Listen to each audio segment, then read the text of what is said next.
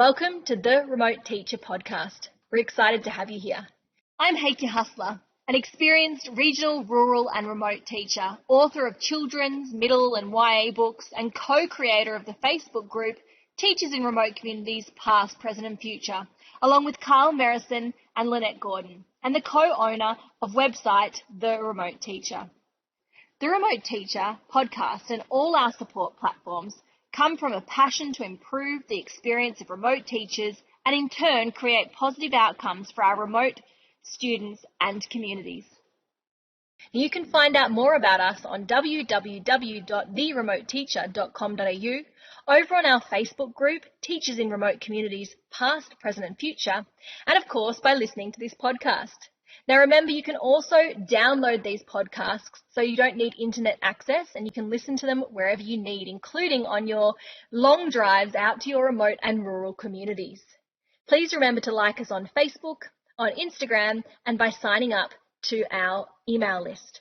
And before I introduce our guest for today, it's important to acknowledge that the discussions that we have here are the opinion of the guest and myself alone and do not represent anyone, including Department of Education or any particular organisation, unless, of course, they've come on stating that they're representing that organisation. It's also important to consider First Nation peoples, communities, students and families are all diverse and unique, and what works for our guest and myself may or may not work for you, your students, your families, your communities and your schools. So take what you need, leave what you don't, sit back and enjoy. Let's begin. Hello everyone and welcome to the Remote Teacher Podcast. Today I'm chatting with John Bray, a teacher who has experience working in remote communities. But before we begin, I'd like to acknowledge the traditional custodians on the lands we meet today, the Bundjalung people of Northern Rivers, New South Wales, where I am, and the Turrbal and the Jagera country where John is for this interview. We pay our respects to their elders past, present and emerging, and extend that respect to any First Nations people listening along with our podcast today. So John, can you introduce yourself a little bit and maybe your life and career before remote teaching? Before remote teaching, wow. I grew up on a farm north of Brisbane, so it was a really interesting place. When I was 6, I remember my dad taking me down to the bottom of the farm and there was a big mound of shells.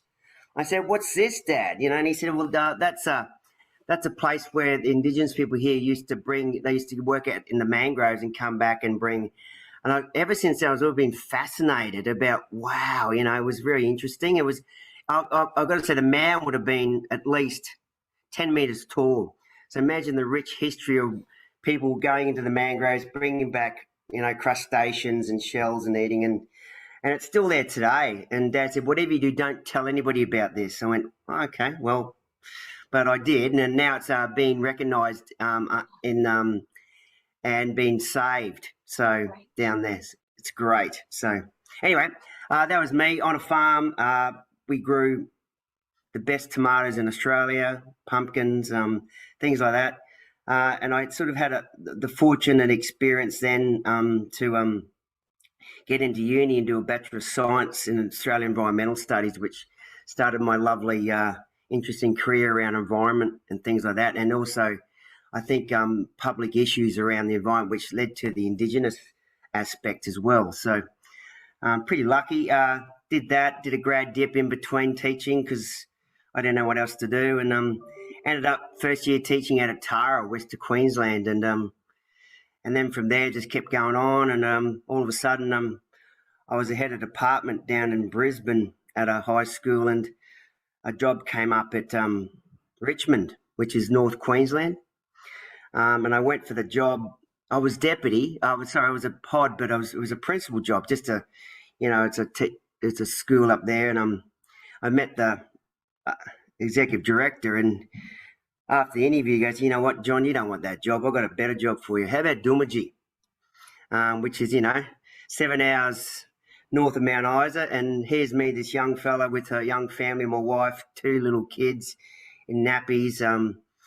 And he goes, "Yeah, we want to give it a go." I said, he said, "It's probably the most hardest school in Australia." And I'm thinking, why are you sending a first year bloody principal up there? With It your turned little out, family, yes, a yes. little family, it turned out it was the best experience ever.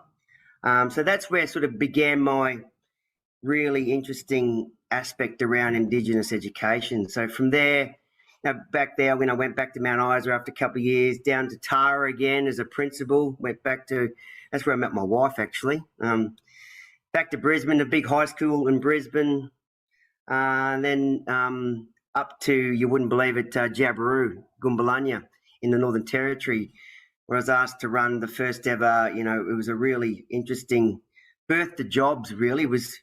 It was getting kids as young as, bubs into school and going all the way through, which was, I've got to say, the best job I've ever had at Gumbalanya, which is in West Arnhem Land.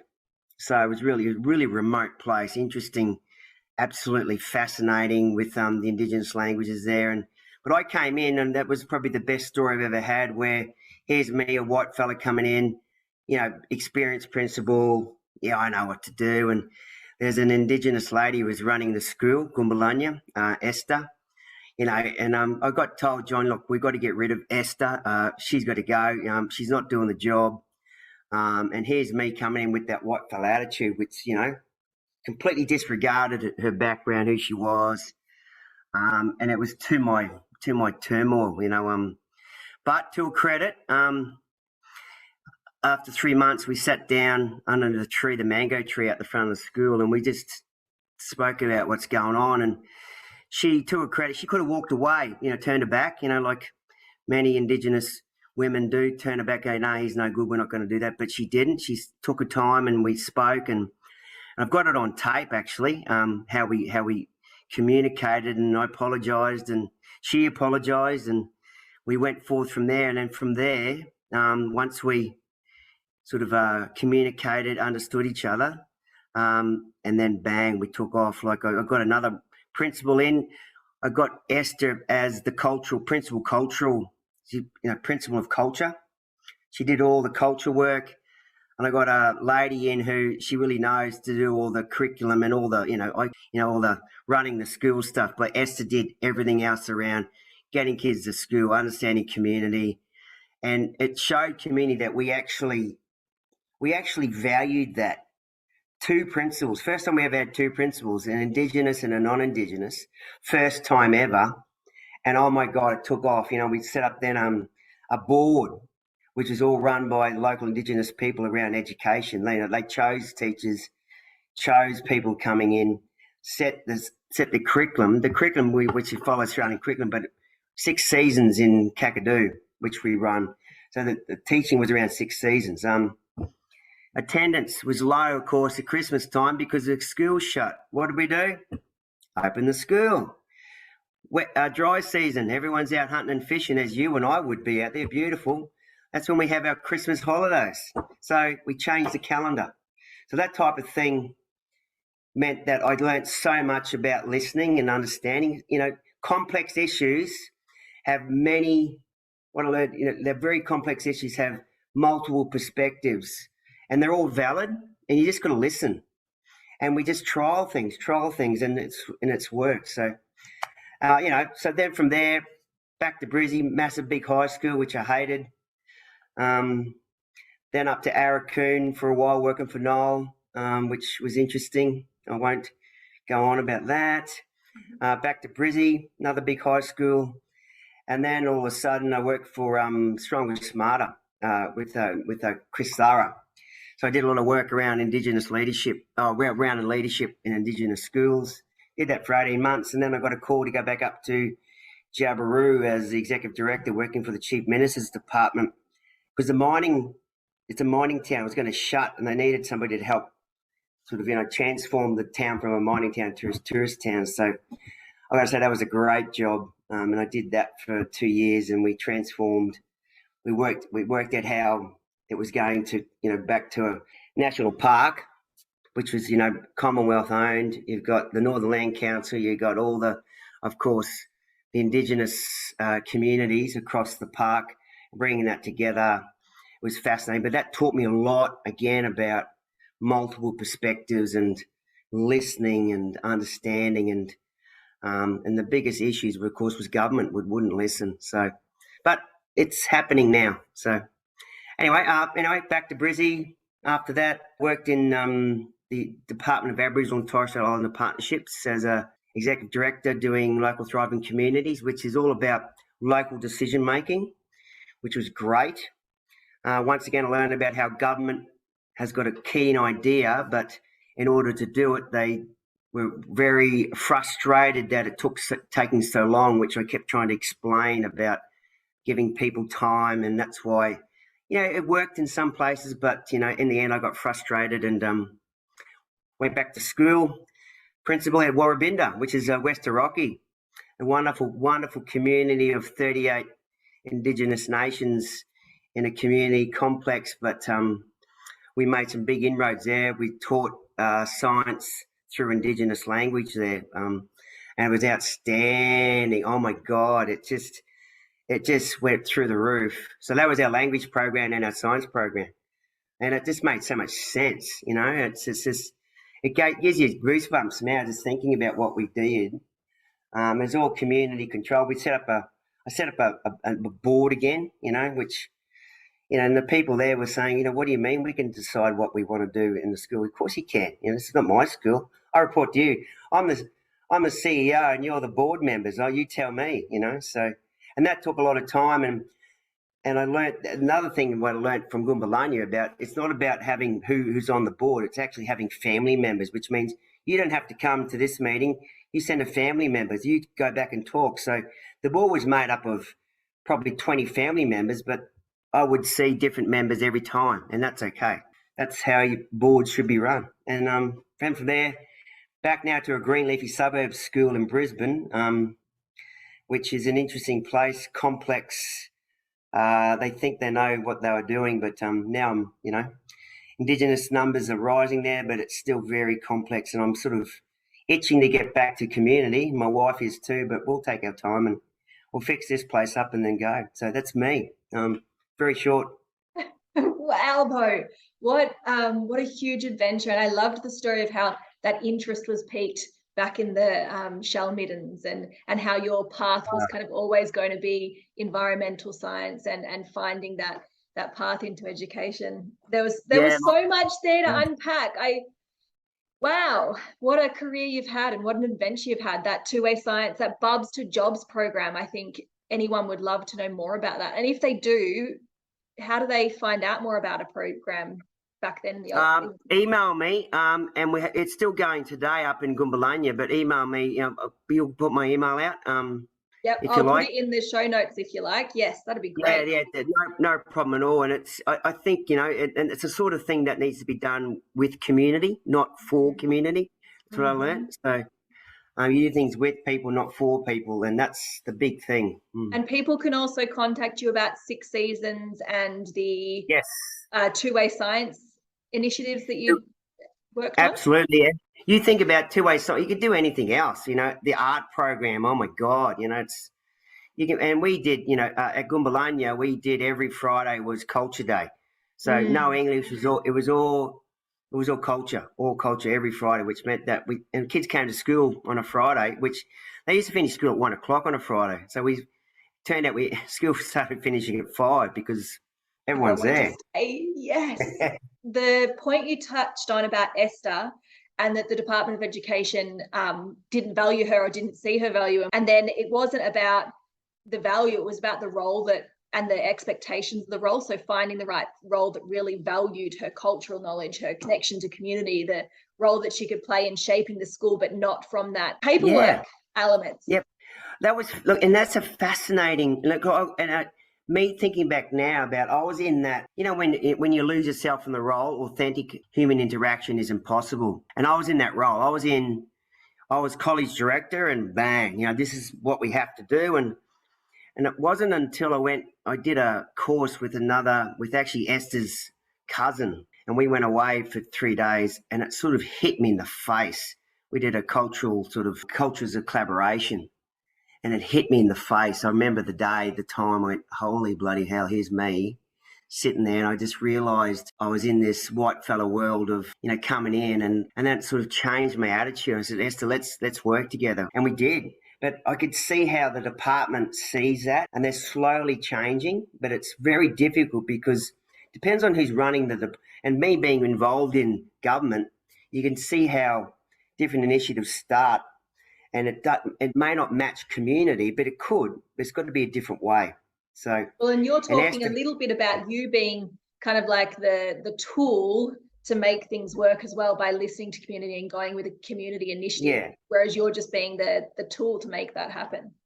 Correct. And look, and that's why I think, young teachers or any teachers come in community, and that's the learning aspect, because you bring in your own cultural, you got to know what you're doing and why. And, they talk about 3 types of people coming in to bloody communities. I hate that term, And you know what? I think everyone's got it. Well, I had a bit of both and everything. I'll say it, missionary, mercenaries, misfits. But the thing is, you've got to know who you are as a new cultural being, but also be willing to let go and be settled. And that takes a lot of effort. And if you're and there's nothing against a 23-year-old coming in who's brilliant, want to go. But I think the best teachers I've seen have been 23, 24-year-olds because they're guns. They love kids. If you love kids, love relationships, you do anything for the kids, you get out in the community, they're the ones. And but at the same time, you've got to have your own peace, your own quiet time.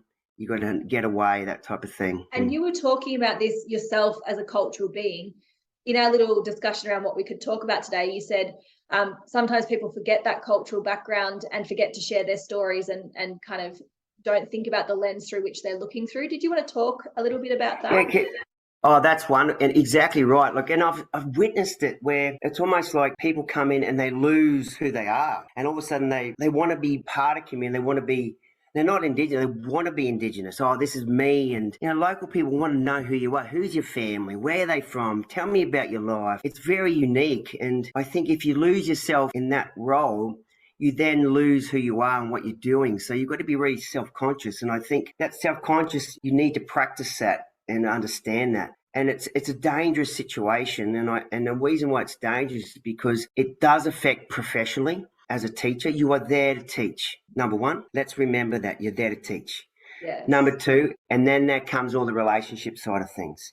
So let's go back to the department. If Queensland Department got a code of conduct, that's what you're teaching. You are teaching, okay? Then you work into the relationship side of things. Then you work into how you work with families and communities. But you've got to understand you are a teacher, and you are, if you don't, it's like you're doing a disservice to your community and your kids. It's, it's only 2 kids here today. I'm just going to bludge and do nothing. It's not that. Yes. I'm not saying but it's, you are a professional and you've got to remember that. And I think that's where, and then, And it also ties into families also have high expectations and wants and dreams for their children too. And they expect you as a teacher to be delivering high quality education and teaching kids how to, code switch and two-way learning. But also it is about educating them about what the possibilities are. And if you're not focusing on what the curriculum is so much, as well as being culturally relevant and locally relevant, tying all that in. But if you're ignoring what your job is, then you're not doing service, exactly like you said, to your students. You hit on that. That's beautiful. I love how you said that. Beautiful. Exactly right. Just a short break to share books and resources by Hakea Hustler and Carl Merrison. The Children's Book Council of Australia Book Week Honour Book in 2019, Black Cockatoo, is a middle reader short novella set on Jaru country. While short, there are many jumping off points to explore. Tracks of the Missing is a WA Premier Book Award, Daisy Atamara Award shortlisted YA suspense thriller. Set in outback Australia, it follows Declan Archer in his race to find a missing busload of students. My Deadly Boots is a First Nations picture book about confidence, identity and connection. Carl and Hakea also have many more books out across the next few years, perfect for remote classrooms. Full teaching packs are available over on the website carlandhakea.com.au. We also create remote teacher resources, Getting to Know You, two-way learning, NAIDOC, and much more over on our TPT store. So let's get back to this deadly interview. You talked about listening to understand, not to respond, and how white fellas perhaps are uneasy with silence. Did you want to talk a little bit about that? Yeah, that's a real big learning thing for me, and I've learnt that about listening to understand. And I've been fortunate to be, especially in Gumbalanya, taken out with men and sitting as like men's business, and it's a really interesting. What I'm allowed to say is just how it operates about sitting down, and just saying and nothing. That the silence do the heavy lifting, and someone will speak. But in my world or our world, my world, someone speaks that you're expecting to respond. Well, no one responded. You look at it and go, and it might be 5 minutes later somebody responds. And all in language, here's me, the white fella sitting in the circle, and I'm trying to understand Kawinju, which slowly I'm getting. You can hear it, and he'll respond, and then silence. And then I learnt from meetings, big meetings with, corporate people from government and Indigenous people, and no response. And it's interesting how, as white fellas, we see no response as an agreement. But the number one thing we came up with as part of our board is that we talk, we discuss, we come back after a week or 2 weeks, then we make the decision. And we did that a lot as part of our work, especially in designing the Child and Family Centre at Gumbalanya. It wasn't about and people coming in, how you want your building. And I made sure the government people realised we're not making a decision today. Let's talk, come back in a month. Oh, John, but we need to get this done. No, come back in a month. And I think that's the thing. Don't expect an answer, because people need to think and have a really good understanding about what it means, especially English, interpreting it. And you can see people getting tired of the continually code switching, and the kids do it every day. They code switch, and they're buggered, So that's a really great learning experience. Just let silence do the heavy lifting. Don't expect an answer. Come and wait. Put the question out. Look, I need some advice around this, and I'll come back in a couple of days. Let's have a chat. It's something that I'm definitely still working on, because we did grow up in our culture, and it is where you jump in and you share ideas. And Carl often gets annoyed because he says that I'm listening but I'm not hearing, and that he'll take discussion when we have where I jump in with my ideas, and I think we're bouncing off each other, and he feels like I'm like taking over or not listening. But it is really interesting. I think of staff room meetings, for example, whether you have that need to make space for silence. And if we've got our Aboriginal education officer there, and we're shooting out ideas and pumping out things, and not making time just to sit and stew on things, which is something that is well a work in progress for me. That's beautiful points. I love what you're saying there. That's exactly it. And I'm doing it now in my place. We've spent a lot of time when I got there about understanding each other, spending time at staff meetings, just who are we? Understand, and taking our time. Oh, John, we've got to get on to, our 3 levels of planning. Let's do that. I go, no. Let's wait. And it's worked. So you've got to invest in it. Government circles, it's hard to invest in something that, is a really fast shaping bloody beast. So, I reckon just take our time. It also makes me think of some First Nations colleagues that I've had, or, Carl has said that, why would we give our ideas when everyone else just wants to do all the talking? And I know sometimes some friends of mine have just kind of stood back and waited to be invited into the conversation, because all this stuff is noisily happening around, and they're like, well, I've got ideas, but no one invited me into the conversation. It was without the space, there's kind of no chance to jump in as well. So that importance for people listening to make sure they're making space. Wonderful point. Love it. Exactly. You also mentioned that you'd like to discuss knowing your community and its history. And look, unfortunately, the department, labels Indigenous education as one, and it's not. We know that. The First Nations communities across Australia, we know, and they're all different backgrounds, all different histories, and all different, unfortunately, issues around white fellas coming in. So you've got to know the background, what's happened, how did it settle there, what type of community is it? Is it a dogged community, a deed of grant and trust, or is it just there's a big difference between remote and dogged communities, how they're labelled. And how they were set up, but it's also knowing who are the people in the community and what role they play. So you've got to know that background. And the only way to know that is to ask and find out, ask questions. And then you do your own research. I did the research for Warrabindu. It was a horrendous thing that's happened there. And they wonder why people don't get on. It's it's just disgraceful.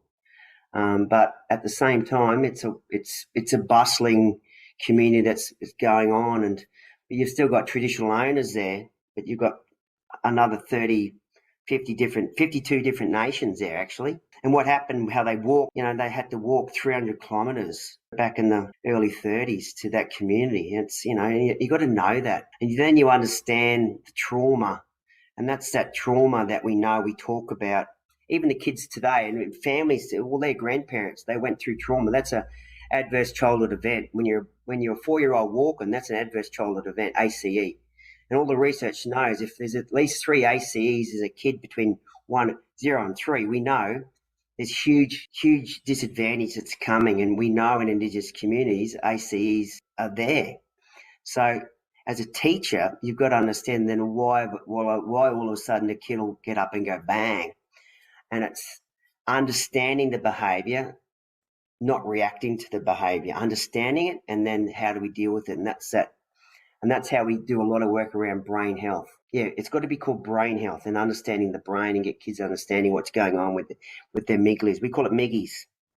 So at my school we call miggies, and kids know what's happening with their miggies, and it's going to go. Giving them the language to learn about their own mental health and their own brain health. That's very powerful. So I want you to, from now on, not ever say the term mental health anymore. It's brain health. Oh, yes. We know, and we know. And it used to, look, I remember when I was at Dormagee, I got told by a nurse, John, once they get to 10, we can't do anything about, their brains. But now we know that's actually so untrue. Brains can be retrained through a lot, support and that, and we know it can. And we can see with kids at school about understanding and getting them to understand what's going on in their brain and go, and a great story of a young boy, 11-year-old, who come to school. We could only have him at school for an hour to begin with because he'd just go nuts. Then 2 hours and 3 hours. But it got to a point at second break, he knew that was it. But before that, he used to, go around punching people, throwing chairs, just causing havoc. I knew we were winning when he used to come in and go in my office, and Mr. Bray, it's time for me to go. I said, thanks, mate, let's go. And I'd drop him home. It's only 2 streets down, drop him home. He'd do that every day. Mr. Bray, it's time for me to go, It might be after even first break, Mr. Bray, I think I need to go. Behaviour stopped, but he's learning. And to me, that gives me goosebumps just knowing that. And we worked on that.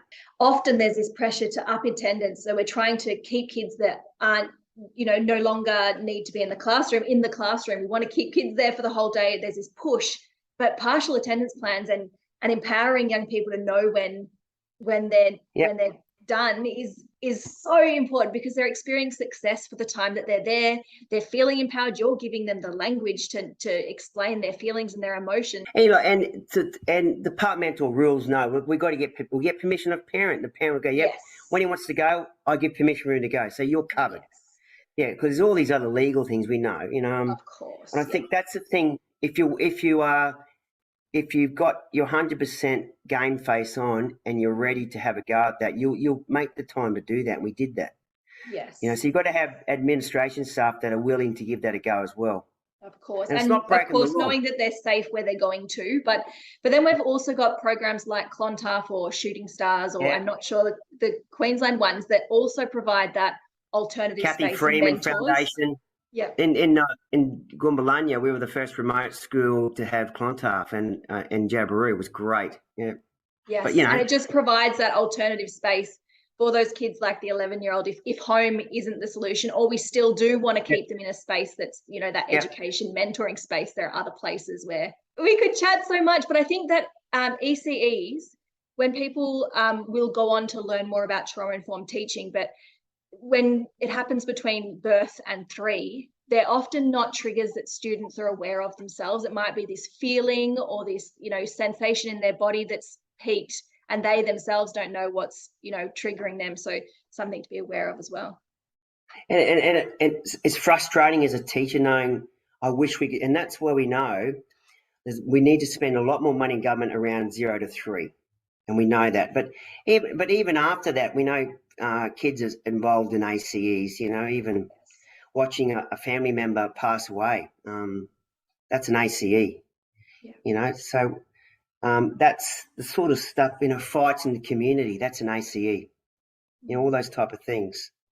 So the cortisol levels, we know, and this is from research, that a 40-year research study, the Dunedin study, if you want to read it, fascinating, over New Zealand, 40-year research, they got it down to one significant factor. If they can reduce cortisols at a 3-year-old below a certain level, it has a significant positive impact on life outcomes. Cortisol. Yeah. Bingo. The next thing was keeping your own space and the importance to look after yourself, I think. Yeah, that's that self-awareness. And I spoke about that before about, look, it is, you are in a community, you're in a fishbowl, and you feel like, oh, look, I've got it. There's a community event on, I've got to go, or there's a staff fun thing on, I should go. And you've got to be aware of your own, you know what, I'm not going to go. I'm just going to stay at home. I'm going to watch TV. I'm going to relax and just be me. And that gives you that brings up I call it your capacity, your glass. It brings up your glass. Yeah. I've seen so many times where teachers, their capacity has got low, and all of a sudden their behaviour changed, their language changed, they'd be quiet, and people will misjudge that as saying, oh, look, she doesn't like me anymore, or I don't trust her anymore. And it's not trust. Your capacity is low, so therefore you're working differently. Chris was talking to me yesterday, and now she's not talking. She didn't even say good morning. Well, understand her capacity is low, but you've got to understand your capacity is low, and say, listen, I'm not good today because I need to go home. You got sick leave, bloody use it. Stay home. It doesn't matter. Use it, and that's what it's for. Build your capacity to back up, come back to school, but you got to be aware of that. The strength is when we have teachers that are have their cups full, and then they want to stay in community and see out their contracts, or stay multiple years, because it is that turnover and impact of turnover. So if we're having staff that burn themselves out too often, then we're losing them, and that impacts our students as well. Absolutely, you're right. So, and that sometimes that's where you need a staff community of asking the questions. Hey, John, are you okay? How about you? And I say that stuff. Look, so you need to go home, or have the rest of the week off, will you? Just do it. And you've got to be aware of that. And it's difficult because you don't want to let your team down, you don't want to let the kids down. There's no one in. Well, I've got no cover, which means my mate's going to have to take both my classes. Well, you know what? This doesn't happen often, but be aware of your own cup. And when it does, you actually need it, exactly like you said. Otherwise, you're not delivering your best. Your students feel it. Your colleagues see it. Yeah. Well, you do, and you might all of a sudden your behaviour changes, and you say, "Shit, I don't normally do that." Yes. And then the relationship breaks down over something like that. And you go, "Oh, I didn't mean that." And it's okay. It's okay. Okay. John, we're going to talk a little bit about knowing the curriculum. And this kind of ties in really nicely to what you mentioned about two-way science and the seasons program as well, the importance of knowing your Australian curriculum. And then once you know curriculum, you can be flexible with it and you do the hows, those powerful hows. Do you want to talk a bit about? Yeah, look, I think to me you talk about silver bullets, that's it. One of the silver bullets. There's many silver bullets, but knowing the curriculum means what is the intent? What's the curriculum asking you to do? And then from that, knowing then, well, what can I do within community to do that? And it's not about we talk about culturally relevant, and culturally relevant. You really understand what that means, because it may be culturally relevant, but it's also knowing that you're not disintegrating the curriculum in order to achieve that. And that's a difficult thing to do. And that's where you need strong advice from head of departments and things like that. But however, what I'll say is that you need to know the intent of what is Year 3, Term 1 English asking you to do? What's it asking you to do? What's the intent? Okay, let's design now our assessment piece. What's the assessment piece going to be, and how are we going to do that? And what do I need to do to ensure that the assessment is achievable by every single person? What differentiation do I need to do? What I need, what's it saying? If it's saying to students must complete a recall of something, it doesn't say in the curriculum that the kid has to write. Does it mean, can the kid draw it? Can the kid verbalise it? And that's the thing. And it could be something, a recount of, going out into the bush and talking about Australian animals, which is Year 3 curriculum, Australian animals. Here it is. So, and knowing what the intended curriculum is and the assessment piece. The assessment piece is critical. And then the marking guide around that. What's the marking guide telling you to do? So, and that takes a lot of effort, but also understanding. So don't be afraid to say, right, what am I going to do and how am I going to do it? At my school, look, we've just concentrated on English. Bang, bang, bang, bang, bang. Get it right, get it right, get it right, get it right. Mm-hmm. And we've got all the KLAs, we know that, all the areas of learning, but I think whatever you're going to concentrate on, whether it's science, English or maths, you can work within community as long as you know what the assessment piece is and why. What's the intent of the curriculum? What's the intent? Ask that question. What am I asking? What do they need the kids to do? And then how am I going to help them? How am I going to teach? What's my pedagogical practices around that? And it's fun work, and it's hard work. And it's making you think outside the box, because if you've come from a mainstream school or you've done practicum in your town or, city, sometimes you don't have to do that thinking beyond what's been designed in the scope and sequence and unit plans before you, or you don't really have to think outside the box. So you just assume what you're doing is, curriculum, but when you really deeply know curriculum and exactly what you said, like what's the intent of this, once you know that, you can have those flexible, culturally relevant, hands-on, locally based, like real life experiences for your kids, but you're not dumbing down. You're not just randomly going out, randomly doing things that, like you said, it always links directly back to the knowledge and SAE, Standard Australian English, that you're trying to teach these kids. Absolutely. Absolutely. I think that's a really powerful point for new teachers to go out with, and also your point of leaning on your head of departments and your team to make sure that you're, number one, knowing your curriculum, but also seeing how other people have done it really powerfully and the programs and the assessments that they've done as well. You don't have to reinvent the wheel when you're doing this either. Exactly. And it's been done 1,000 times before, probably in a school, but it gets lost. The curriculum skills get lost. Yes. So, I mean, just and community this time of year, it's time. The kids have been down at Year 5, are down at the shops, and they're writing about community. It's a community-based thing, and and you're designing what community could look like. So down at the shop, so they know. They've seen them there before. Yes.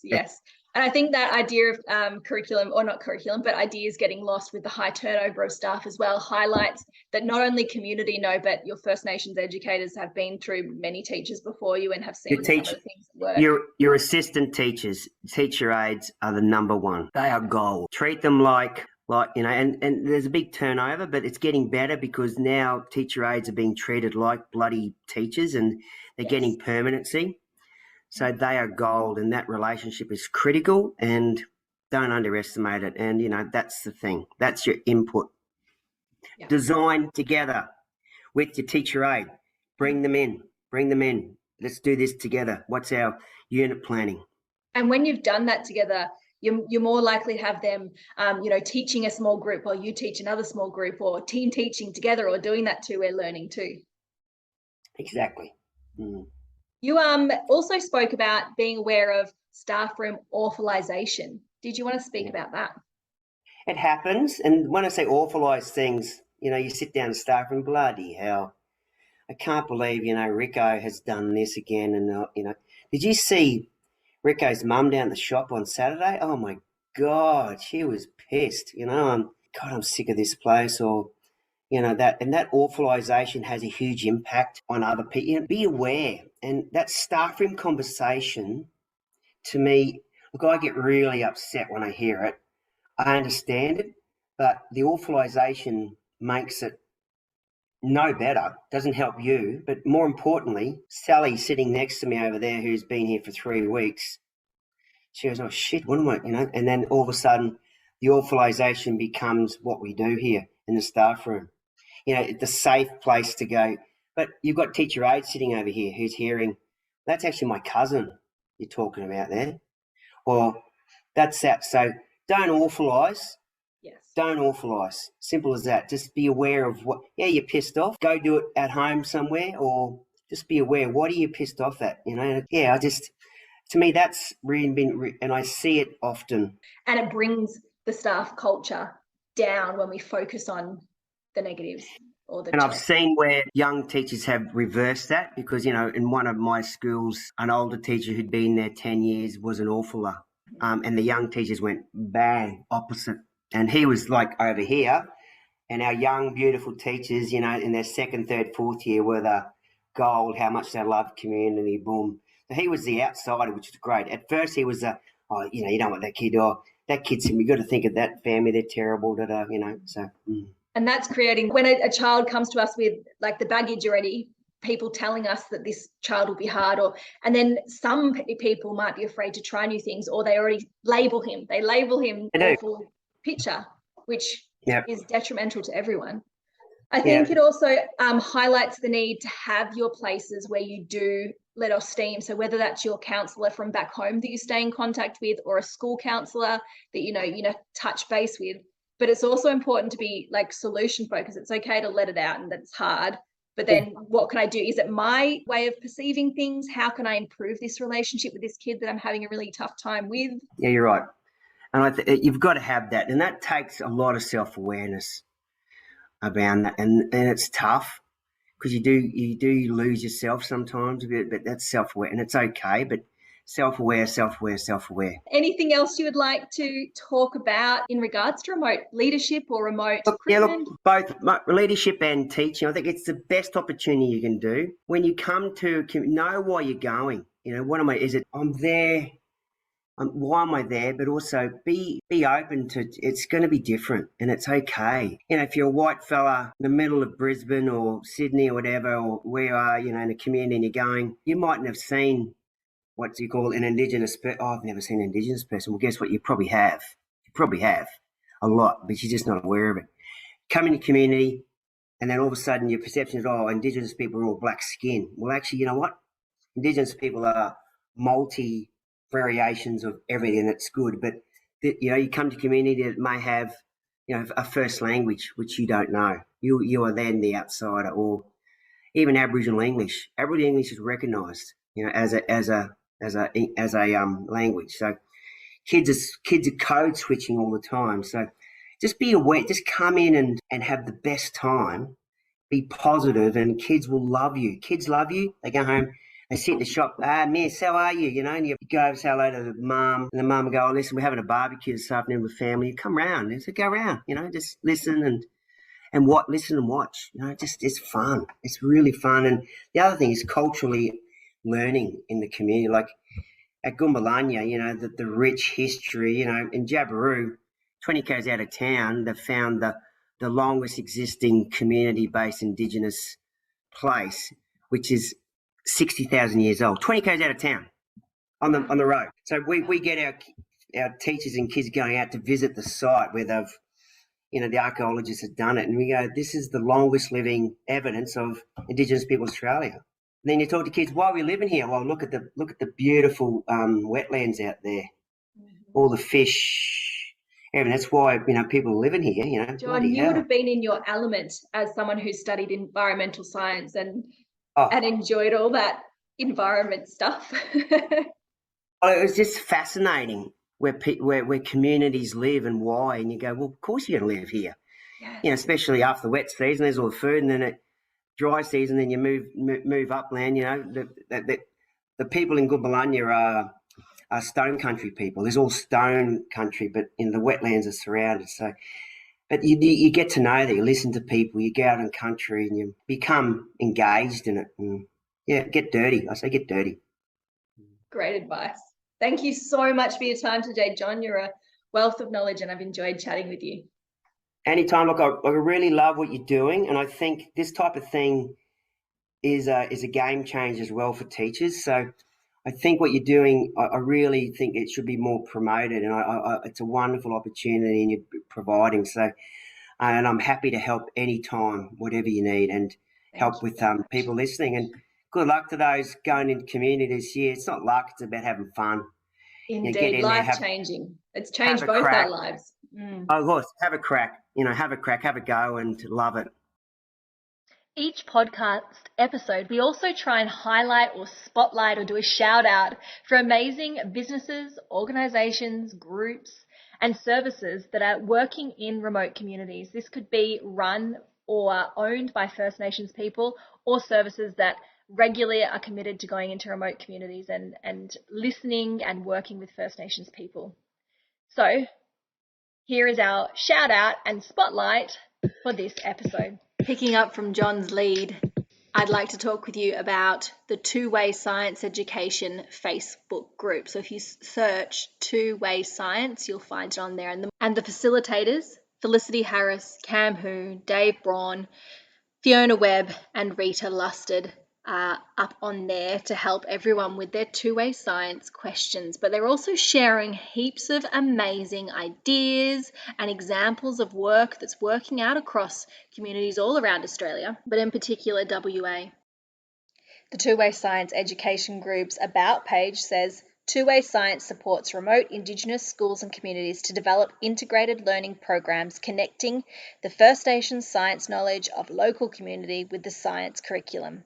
A two-way science approach promotes Indigenous leadership in education and fosters partnerships between schools, communities, Indigenous ranger programs and scientists. Carl's good friend Bart Pigram is also involved in the project and sent along to us an information handout for us to learn a little more. So although lots of things are shared from all around Australia and all different types of two-way science, the underpinning thing is the Department of Education Two-Way Science program, the Two-Way Science Initiative through the Department of Education WA. And the idea behind the program is I give you something and you give me something. And it's a complex cultural concept of sharing and exchange. The document from the Department of Education speaks to the obligation of education systems to ensure Aboriginal knowledges are included alongside the knowledges in their other curriculum. It also speaks of the obligation of schools to value and respect the gift of knowledge and ensure that Aboriginal people are acknowledged for their participation in the development of local, culturally responsive teaching and learning programs. It also acknowledges that two-way science is built on the skills, knowledge and effort over many years of Aboriginal elders, communities and schools who have worked tirelessly to ensure Aboriginal languages and cultures are represented in Australian education systems. Two-way science supports schools to engage deeply and sincerely with the educational opportunities presented by people, language, culture and country of the local Aboriginal community. So for today, spotlighting the amazing Facebook group that you should all go and join, Two-Way Science Education. You've been listening to the Remote Teacher Podcast, a podcast where we discuss all things remote outback teaching. Make sure you follow us on Facebook, Instagram, join our email list and our Facebook group, Teachers in Remote Communities, Past, Present and Future. Any important links mentioned or businesses or organisations to support your remote teaching that our guest has mentioned today will be in the show notes. So make sure you have a look at them to find out more. And a reminder again that this podcast can be downloaded so you can access it when you do not have internet coverage or reception. So you can listen to it on your long drives between communities in the outback. Thank you for listening. We look forward to seeing you in the next episode of The Remote Teacher.